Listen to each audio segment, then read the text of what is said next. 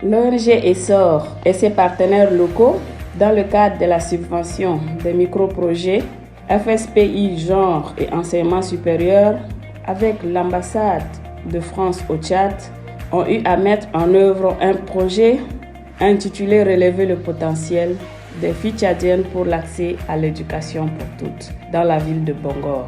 Pour rappel, au Tchad, la scolarisation et le maintien des filles à l'école est un véritable défi de l'heure pour le gouvernement.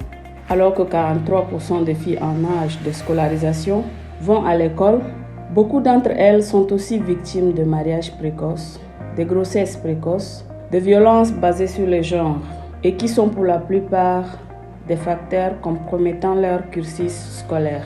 Si le taux de scolarisation des filles semble acceptable, notamment au niveau primaire avec 80% d'après l'annuaire statistique de l'éducation scolaire 2019-2020, au fur et à mesure que l'on progresse dans le cursus scolaire et selon les provinces, ce taux devient de plus en plus faible.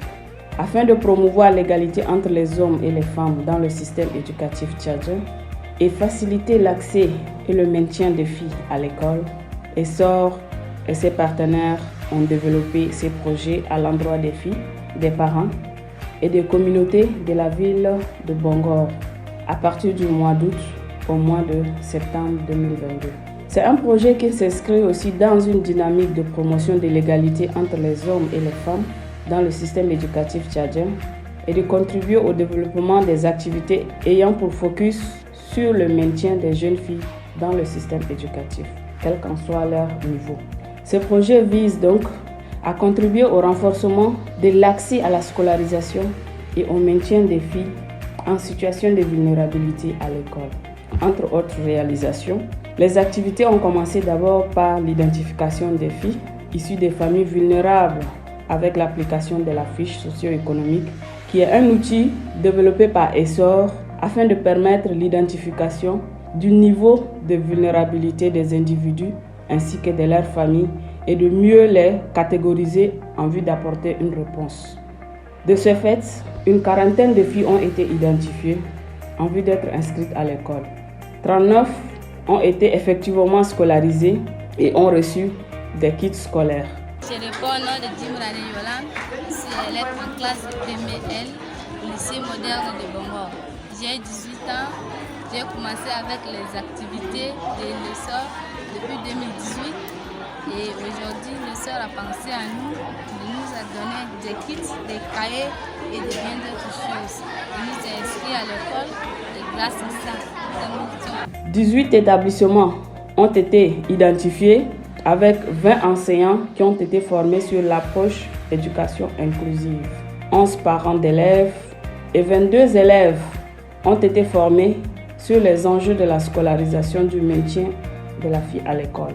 C'est pour qu'il y ait, n'est-ce pas, la promotion, l'élévation, n'est-ce pas, de la fille tchadienne à l'école.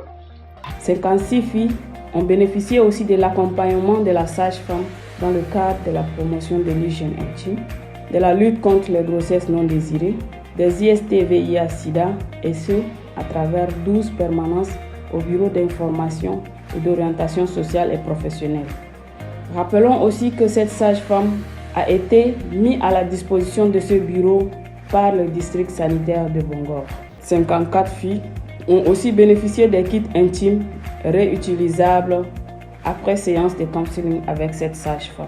Aujourd'hui, je voudrais causer un peu avec toi par rapport à la gestion de tes règles.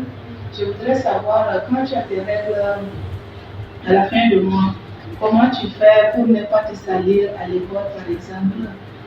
Bon, quand je vois mes règles, je ne fais pas que je me salis à l'école, j'utilise des couches pieds comme l'habitude. Dans le cadre de ce projet, une mini-bibliothèque comportant des ouvrages au programme scolaire du primaire au secondaire 1 et 2 a été mise en place au centre de développement communautaire.